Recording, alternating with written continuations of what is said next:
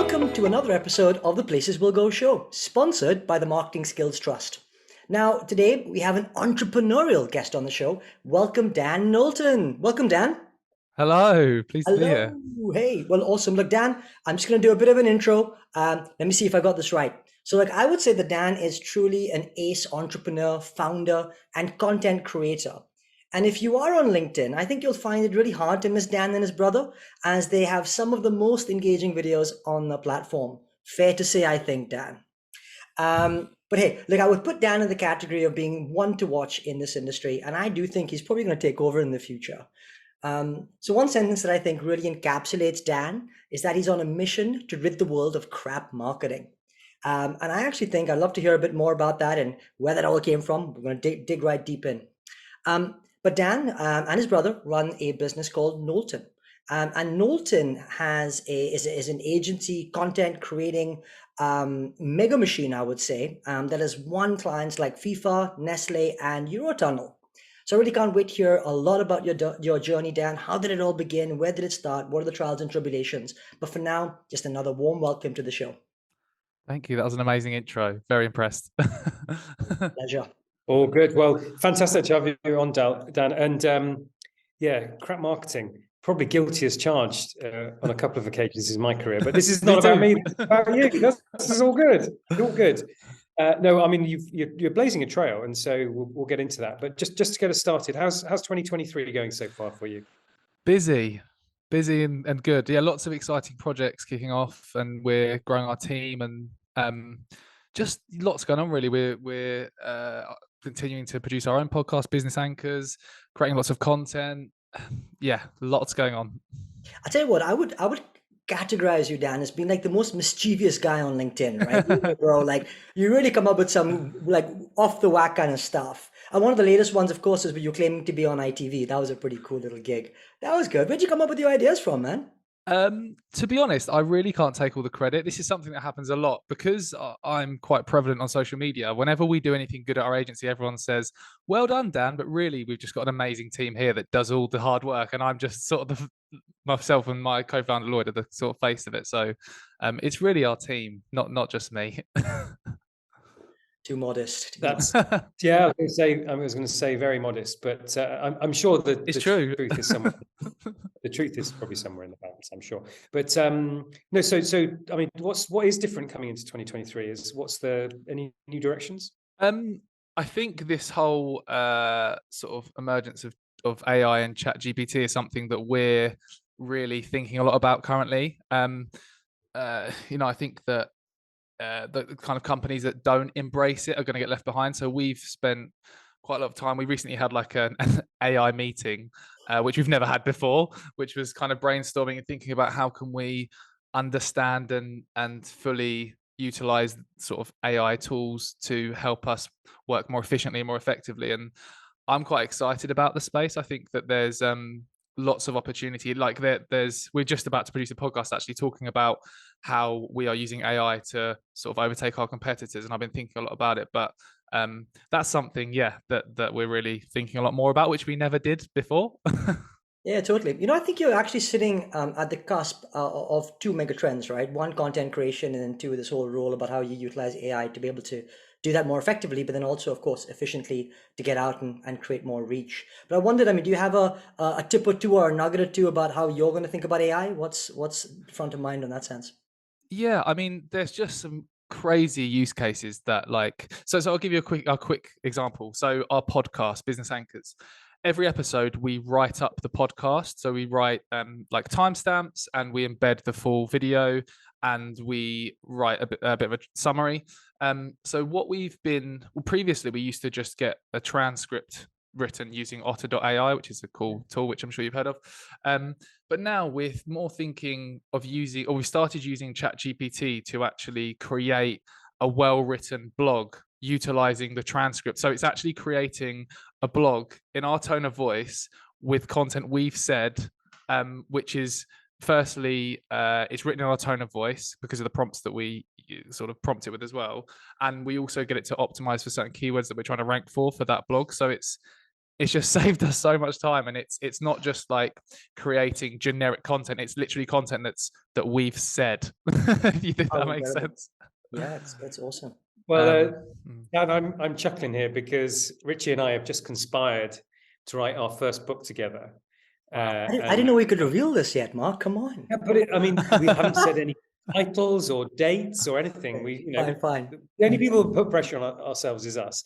Yeah. But I think you might have just given us a massive shortcut towards that in terms of using some of this amazing content we've got. So the mischievous thing. Well, actually, no. Where I'm going to go is siblings. So working with so they say, so the psychologists say that sibling relationships can be even more defining than parent-child relationships. Like the birds in the nest, they sort of chuck the other eggs out when they hatch, and obviously the lion cubs fight to the death to be the. But obviously you've got something going with your brother. So tell us a little bit about your sibling connection. Yeah, it's an interesting one. So everyone always sort of asks, how do you get on and things? And we get on incredibly well now. We didn't growing up. Growing up, I'd say until I was probably 12 or 13 and he was 15 or 16, we didn't get on and we'd argue a lot. And then we sort of got to a point where we realized we could become a team against our parents. So we started to work together. And then since that point, we've just, our sort of relationships flourished, and we really, I think the thing that works incredibly well in our company is we're completely opposite people within completely opposite sets of skills that complement each other. And we talked about this the other day, actually, like how we were saying we both hate to be running a company on our own. Like having that support there has been amazing throughout our kind of journey. So yeah, we do get on quite well, which is very fortunate. Yeah, that is cool. I mean, I've got a brother myself who's probably a sort of similar age. What's the age gap between you guys? 2.5 years, I think. 3 years, 2.5. Nice. Yeah. I've got one who's 13 months of a difference, and we it was exactly the same. Fought to high heaven, and then teamed up one day.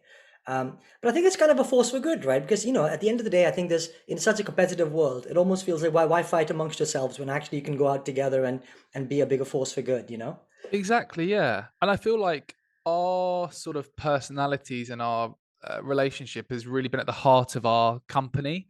Like with the content we create, our podcast, the videos we make, it's all based around us sort of communicating our personalities and what we care about and that kind of thing. And that is that on that you sort of mentioned mischievous. I guess we do sort of take the mick out of each other quite a lot and poke fun at each other, and that's our kind of what we're like. So we really try and portray that in the content we create. And that was sort of one of the reasons we started on this trajectory of creating content that we kind of call it advertainment or entertaining advertising. That was one of the reasons we started to go down that route of non-traditional like corporate marketing, more like let's try and make people actually enjoy consuming the content first before we try and sell them something. And that sort of sent us on that journey of where we are now, running those kind of campaigns for some big brands. Yeah, I mean, it definitely breaks the mold. And you said they're interesting. What you really care about. So tell us what is it that you really care about? I guess lots of things. Trying to come across as ourselves is a big one. I think when we started our journey, I especially felt like I needed to pretend to be something I wasn't. I think when you start out and you don't have much experience, so I came fresh out of uni, had a job in industry for a year, and then quit, and then we started this company. I didn't have much experience, so starting out, like we both used to wear suits and try and communicate that we knew what we were doing by having suits and business cards. And then it's funny, as we've got more experience, we've sort of dressed how we want to dress and don't care as much about that. But I think something I care a lot about is our authentic selves coming across, which sounds kind of douchey and marketing buzzwordy, but that's something I care a lot about. And I think that's why our podcast has probably been one of the sort of marketing channels we've utilized that has been most effective, because we can't hide ourselves. Like it's sort of 30 to 40 minutes of having discussions about topics and things we're learning. So that's something I care about. I guess there's lots of different things I care about, but that's something we're thinking a lot more about recently. That's really cool, man. And I absolutely love your podcast. So it's called Business Anchor, right? Business Anchor. Business Anchors, yeah. Business Anchors, yeah. Amma, tell us a little about that. I mean, more so actually. The role of podcasting, perhaps more in the marketing landscape. I mean, of course, you're preaching to the converted here. But I mean, when it comes to your clients and stuff, how much are you promoting this as a channel for them to use, or what's the gig on podcasts? So for us, it was back in February 2020. It started as an experiment. We always want to focus at least 20% of our marketing on trying and testing something completely new. And in February 2020, that thing was, let's start a podcast. Like, we ourselves had listened to lots of podcasts and audiobooks, and sort of, I think the thing that really clicked for me was like how I started listening to audiobooks initially, whilst I was doing boring tasks like cleaning or driving or doing chores. I would listen to podcasts. It made me think, like, we can get other people to listen to us talking about topics whilst they're doing boring tasks. And we started the podcast, and for the first year it lost us a lot of money because we put a huge amount of resource into. We didn't just produce the audio version, we had like video and had a whole team of people who were producing video assets and for the podcast, and it really didn't bring in much business in the first year. But then after a year we won our first kind of contract that directly mentioned, oh, I discovered you on the podcast, and it was quite a significant project. And from that moment on, we've kind of almost all new business mentions Business Anchors in some capacity. So it's been really pretty powerful for us. And along the way, so first off, February 2020, perfect timing, maybe, because going into the pandemic. Yeah. So tell us just a little bit about that trajectory. Yeah, I mean, I guess it was a good type of content to create at the time. Yeah, everyone was locked down, and we were creating content that people could listen to at home whilst they were kind of locked down. So I guess that worked quite well for us. But yeah, it's kind of evolved over the last couple of years. We really started the podcast because we listened to a lot of marketing podcasts ourselves, but they're really informative and lots of great educational podcasts out there. But we didn't find many that were kind of that interesting to listen to, in the sense of like the thing you'd want to listen to at the weekend. So we wanted to create a kind of something that felt like you're in the pub with your mates, like having a discussion whilst listening to something that's actually useful and informative and educational. And yeah, well, something we also do is really strategically design the episodes to not only be interesting to listen to, but to help sell what we do. I think you asked about the power of podcasting. For us, it's basically a way of getting in front of our customers and selling to them, but in a non-salesy way, by talking about, when we're talking about, a lot of our episodes are to do with educational topics, how to use LinkedIn ads, how to create content that sells. And we mention references of campaigns we're running for clients that have generated millions of pounds of track revenue, or helped them to get stocked in a top 5 UK supermarket. And those subtle like credibility snippets help us utilize it as a channel to drive sales. Dude, it's like super smart. I mean, honestly, when thinking about the link between sort of information and then your own agency, and it's just the way to go, really. There we go. Hey, I love that, and I've got to ask though, what role or the balance between audio and video does it sort of play? How does that kind of play out in your analytics? So audio is where people consume the long form content. Like we do record the whole kind of episode and put it on YouTube, but we don't get a huge amount of exposure on YouTube. The place we get the way our strategy works best is utilizing short form vertical video platforms like TikTok, YouTube Shorts, Insta Reels, to give people a flavor of what they can listen to on the podcast, to drive traffic to the full episode, which we embed on our website, businessanchors.inc. So yeah, long form content is consumed through audio, and the short snippets kind of give you a flavor to drive traffic there. Nice.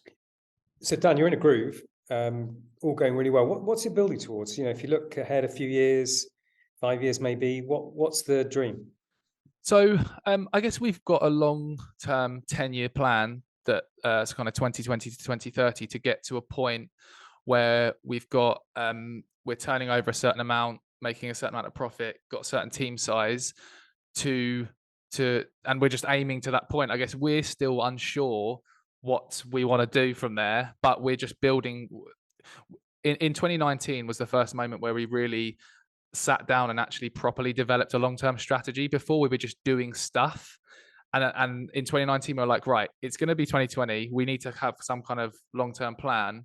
So that's when we thought, like, what do we want the sort of inverted commas end point to be, which may or may not be the end point, and then come up with a plan working up to that point. So really, it's just growing to a certain size, and also delivering the best, most creative work we've ever delivered. That's something that we really focus on as well. Well, you're well on your way there, Dan. To be honest, it's a remarkable journey to even watch as an outsider. I can just watching how it's developing across your social channels. It's great that you kind of keep the audience in or keep them updated in that way. But I want to kind of take it back a step, because I know the beginnings of your entrepreneurial journey obviously weren't as smooth as perhaps as you're seeing things today. So what was the embryonic reason why you guys kicked this off in the first place, and perhaps maybe some milestones along the way? Sure.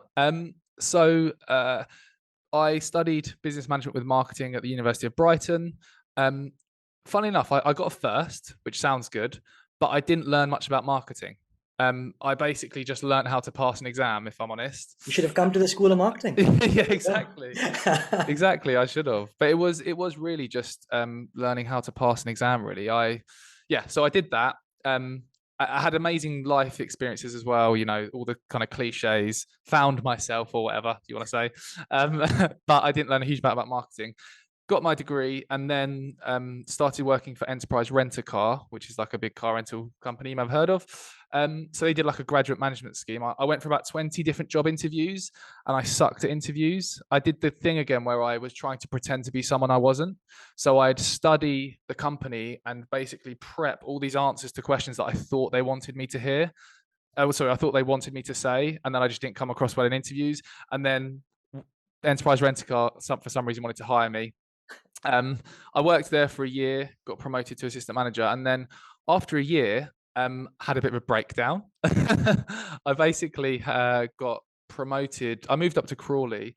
I got promoted too quickly, and I was out of my depth in terms of my experience. But I was 9 months in, and I had a team of 8 people and 250 cars to manage on a daily basis, and I just got so stressed and quit. And then I moved back in with my parents, and then my dad, who's always been in business, been a big inspiration to me, he basically said to me, sat me down and was like, right, you either need to go and get another job or you can work for my business consultancy for a few months and apply some of the things that you learn about marketing. Little did he know I didn't learn a huge amount. But so I was like, I don't want to go back in a corporate job again because I had this breakdown and I was really stressed out. So I chose to work for his business consultancy, and I basically just Googled how to grow a following on social media on day one and just started to become obsessed with like learning about how to utilize social media and to create accounts where you can grow a following. Created my own Twitter account, started to apply what I was learning, creating content and that kind of thing. And then he was basically like, right, you need to earn enough in the first 3 to 6 months to demonstrate and that you can pay your way. And then I did that. Like I started to take on a few clients, basically teaching them what I was learning whilst creating my own social accounts and growing them. And then my brother it was in a job that he hated, Lloyd. And then we went for a long walk and sort of said, why don't we start our own agency? Like I've proven that this kind of social media stuff is kind of working. He had some really great skills. Like he'd been in lots of management positions and he'd built some websites in the past and stuff. And we're like, right, let's come together and try and start something. So we started our agency. Originally, started with the idea that we were going to be a full service agency. Again, had barely any experience. We're like, let's just do everything. So we made websites, we did paid ads, we created content, we did copywriting, we did everything pretty terribly. And spent the first 3 years really figuring out what our kind of unique value proposition was to the world. And in 2017, we had this idea. So we wanted to, we had a few clients under our belt and we wanted to create a testimonials video but we knew, and the idea was for that to help bring in better, bigger clients, right? Like, look at all these people saying nice stuff about us, become a client. But we knew that no one watches testimonials videos because they're so boring. So we came up with this creative idea to record interviews with our customers, like the ones you kind of see normally, talking head videos, like, yes, Knowlton are brilliant. But we also dressed up as different characters pretending to be our own customers, like wore wigs and stuff. And sounds really mental, right? But we cut the funny sort of clips in between the actual testimonial interviews, and we posted it online, and we thought nothing of it. And it like went crazy, and we had loads of inbound inquiries from it, and loads of comments and engagement. People saying, "Oh, this is brilliant! This is hilarious! Do more of this." So that was the first moment that I realized, like, we can create content with a highly sort of sales-focused objective, bringing in new business, but also make it in a kind of selfless way as well, like ensuring that the people consuming are actually enjoying it. And that was the first moment where we're like, wow, we need to do this for our clients. And then we started to do it with small local businesses, and now we sort of do it with some much bigger, well-known brands. So that's a kind of, sorry for going on a bit, but that was the kind of journey from start to end. No, Dan, that's really super powerful, actually. First off, thank you for speaking straightforwardly and candidly about the fact that you'd had a breakdown and had stress doing a job you didn't enjoy, over-promoted. I mean, that will be many people's realities. All power to you that you pivoted into somewhere else. The other thing I can't walk past is you got a first-class degree, but probably learned more in one Google search genuinely than you did in terms of what you could actually then use to grow a business. I mean, now it's ChatGPT, but Google back then. Same difference. But you were ahead of the curve. But it's interesting that ultimately you've created that intersection point of creativity and commerciality, which many holding companies increasingly struggle with. Why many indies are coming to the fore, because they have more of that freedom for raw creativity. So it's a long-winded way of getting around to a question, which is, in that space, the intersection of creativity and commerciality, what's some of the best work that you've done that you can talk to? Oh, okay. There's a range of things, really. So I'll share a few, but you can tell me to be quiet once you're bored. So one of the most, I guess, the biggest projects I'm most proud of is we've worked with Wall, WAHL, which is one of the longest running male grooming brands in the world. We've worked with them for about 5 years now. We've done a whole range of things over the years. All of the projects have been focused, well, we started supporting them with their strategy development, marketing strategy development. Then since then, every year we've been producing creative social content and running paid social media campaigns, all to deliver kind of trackable e-commerce sales. And we've done lots of weird and wonderful things in the past. The thing I'm probably most proud of is what we did this year, which was we did a project in collaboration with Peaky Blinders, kind of the BBC drama series. Wall and Peaky Blinders did a collab on kind of a grooming range, and we produced a whole range of creative assets for that and ran a paid social campaign, which has done really, really well. That's one of the most, I guess, that's one of the things I'm most proud of, in terms of the team worked so well together on that and put so much hard work into all the preparation and delivery of that.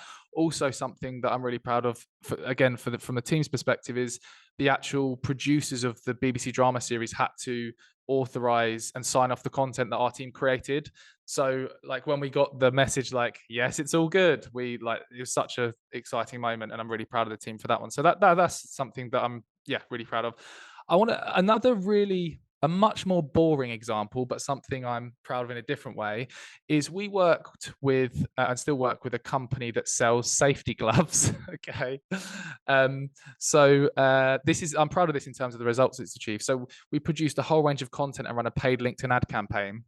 And they came to us with the objective of driving leads from senior decision makers in the health and safety sector, so that those decision makers would then buy into large contracts to buy their gloves for their company, right? This year, we generated a lead that they converted into £1 million contract from that LinkedIn ad campaign, which, for like one of the biggest sort of things I hear in the marketing space when we're talking about creative stuff we do, is like, our company's really boring, or our products are boring, no one cares. It's like, we literally won £1 million contract from safety gloves. Like, if we can do it, anyone can do it. That's flipping awesome. flip it Yeah. also. And Yeah. it really talks to the fact that actually no category is boring. Everybody, by the way, thinks their category is boring. I mean, you talk to Unity, but they think soap's boring. You talk to, you're like, come on, you know, you can fire it up in any which way. Dan, let me turn the corner for a little bit. You're a dad, right? I think you've got two little ones. Yep. Two little ones. How's that? How's that been? I think you've got young ones too, right? Yep. So one's 7 months old and one's 3 years old. Yeah, it's been amazing. It's been completely changed my life. It's all the cliche things, but completely changed my life. It's real, like everything is focused on them now rather than me. You know, it's funny. An old friend of mine sort of started to create content when he became a dad because he said, well, actually, I want my kids to kind of, you know, when they're older, to see what I was like back in the day. And obviously, these things last almost indefinitely these days, right? Probably the formats change, but it just goes to show, right, that, you know, all the work you're doing in the content you're producing, Yeah. one day maybe. Lloyd and I always do say, that's funny you say that, Rich, because we do say that, like, when our kids are older, will they sit down and watch? Because we've got so much content online. Like, imagine them sit down and watching our podcast from episode 1 to the, you know, they probably won't because they'll be into way cooler things than that. But You never know. You never know. Come the time, you'll be really conflicted between preventing your kids from going down the road on social media versus desperate for them to be proud of yeah, please watch this. to see all your content. But of course, this great work comes from having the right culture. So how do you and your brother develop and nurture the culture that creates this environment for the work to happen? Yeah, that's a good example. I think the first thing to say is we're still figuring it out. Like, with all of this stuff, like, we are still figuring this out. We're not experts, but I guess something we really try and do is lead by example. And yeah, with everything we're kind of asking our team to do, trying to like do that ourselves. And I think also hiring, Lloyd's in charge of hiring, but we really focus on hiring people that fit within our culture and with the rest of the team. So again, we're still learning and trying to figure that out. But we were saying the other day, like, where we're at now is the strongest team we've ever had. I'm not just saying it, like, we've got a really strong connected team, and we're hiring again now. And we were like, oh God, we need to try and make sure that whoever's new comes in fits in with everyone and they fit in with them and everyone's accommodating and stuff. So it's really trying to hire people that are brilliant at what they do, and also that culturally fit and align with our values. So yeah, I guess there's no like special framework or anything that we're using. We're still trying to figure it out. So fair enough. Along the way in the journey, I mean, we've talked about a lot of things which are positive and things are going well. But I'm sure there's been lots of screw ups too. And you alluded to a few things in the early days. What was your worst screw up? Oh God, there's been a few. One of those really cringeworthy moments I'll share with you, if you don't mind. Let's do it. Is oh God, in the early days, we were learning a lot, inexperience and learning. We turned up to an opportunity for, I'm not going to name names, but it was a really credible brand to deliver a project for a brand, which we drove like 2.5 hours for. And we didn't realize it was a pitch. So we'd had conversations at the start where we were like, yeah, we'll come and visit you and have a chat kind of thing. And we were quite inexperienced of pitching. And we turned up and they were like, so you're going to get your laptops out and like, you're going to connect up? And we were like, what? And then it was like, oh, you know, in your hearts, it was a big opportunity, and we both looked at each other like, we have really mucked this up. And then we ended up just like connecting an iPad and showing them our website, but it was really cringeworthy because you could tell like they were expecting us to, you know, we do loads of pitches now and totally get it because we're years down the line, but that was one of those moments you want the floor to kind of swallow you up. Yeah, another quick one. Again, really early on, a big lesson here in qualifying customers. So in the early days, didn't know what qualifying was when we started. You know, when I was Googling how to grow a social media following back in 2015, someone showed interest in wanting to work with us. And again, I drove like 2.5 hours to meet them, did all this prep work. and it ended up being like a company that rented bouncy castles to people, and they had like a £50 budget. When I asked what the budget was, it's a £50 budget, and yeah, that was like the fuel to get there. So Did they yeah, give it? Did they give you the 50 quid or? no, that's just what they said the budget I'm was. kidding. I mean, I wish they did. But yeah, just very in the early days, very naive and needed to make these mistakes. You know, now we always properly qualify, and yeah. So you're obviously resilient, because some of these things, they're not fatal, but they hurt when they happen. Where do you think your resilience comes from? I think I've always, from an early age, I think I've always had this like motivation to want to try and do well. Like looking at my dad, who's been in business for years. He started out managing a big factory, and then he went on to become a consultant, and he's sort of retired now, but he's always worked really hard. And I guess I was very fortunate to have a good role model of him, like working very hard. And I feel like I want to achieve similar things, if not more. So there's going to be bumps in the road, but I always think like keep going. And I guess it's the whole in my life, those bumps in the road, like the breakdown at the previous job, it's looking at the evidence of, oh, I had that challenge and then I overcame it, I can keep doing that. And it's kind of just learning from those sort of mistakes and overcoming them, and then something within me, I don't know.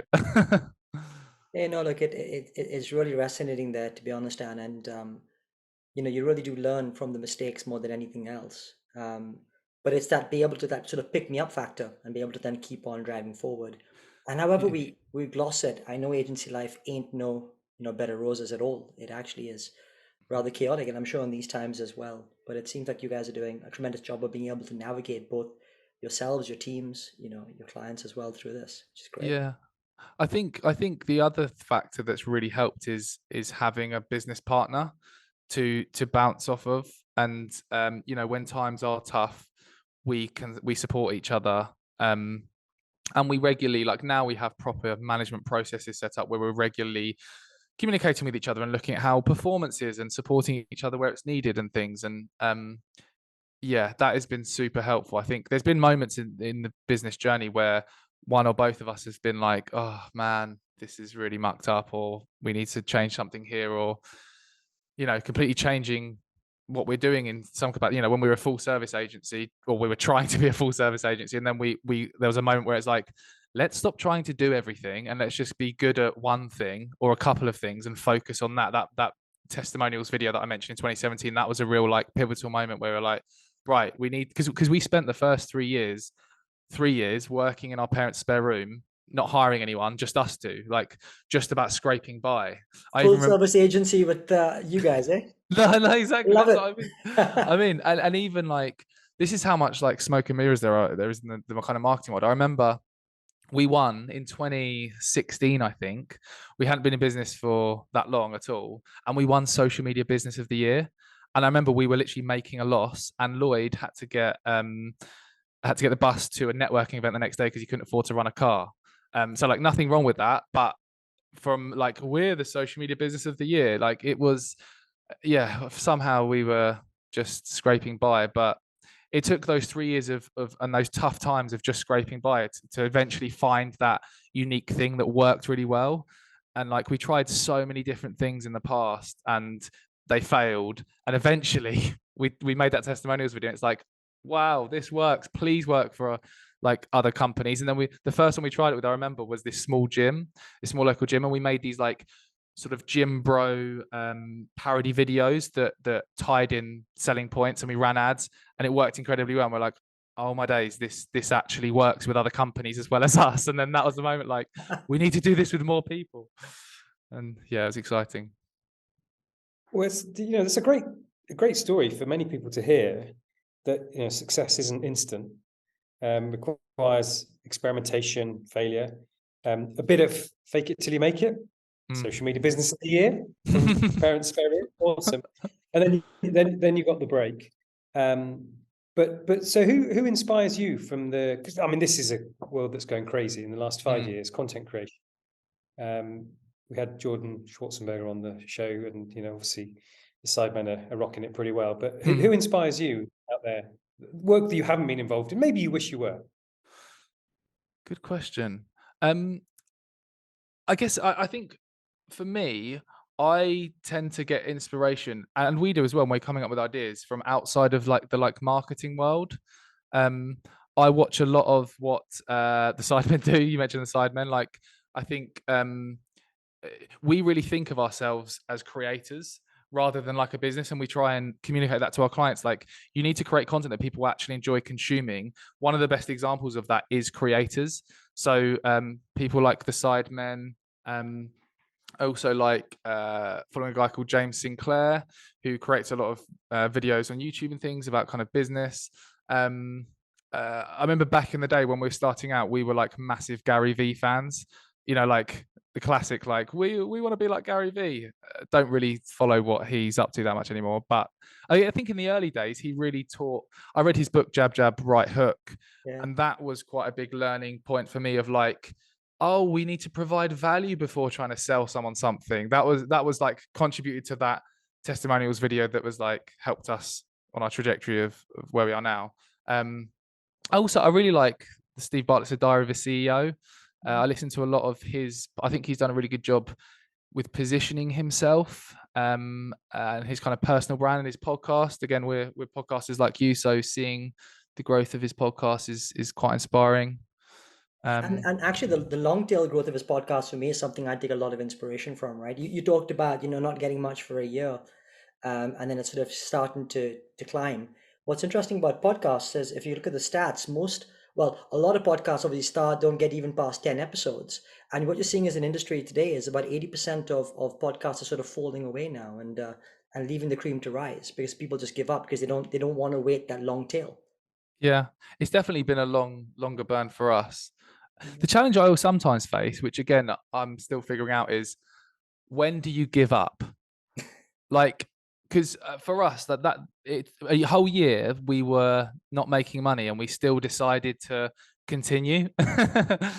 And it's like a good, like it's important to know sometimes when is the right point to give up, which is something we're still trying to figure out. But that was the right decision for us to continue. I think we had the signs along the way that were showing some growth to give us that kind of evidence that it was working in the right direction, but it's a difficult one. I know we're running out of time here, so perhaps just last question. But I mean, and I love that thought, by the way. I think it is super important, and we always talk about when things necessarily go right and wrong, but actually sometimes it's also about knowing when the writing's on the wall, aka lilt, as an example. There we go, top of with Coke. But I mean, is there any sort of formula that you would subscribe to or prescribe to when thinking about when the right time is to fold something?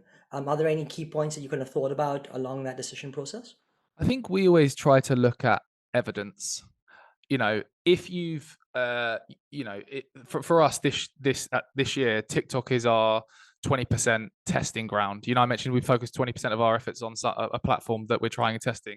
Like, if you've created 1,000 TikToks and you still only get 10 views, like, that evidence is showing you that you need to change something. Like, you've got enough evidence there to show you that you're either not built for making TikTok videos or you need to change up what you're doing.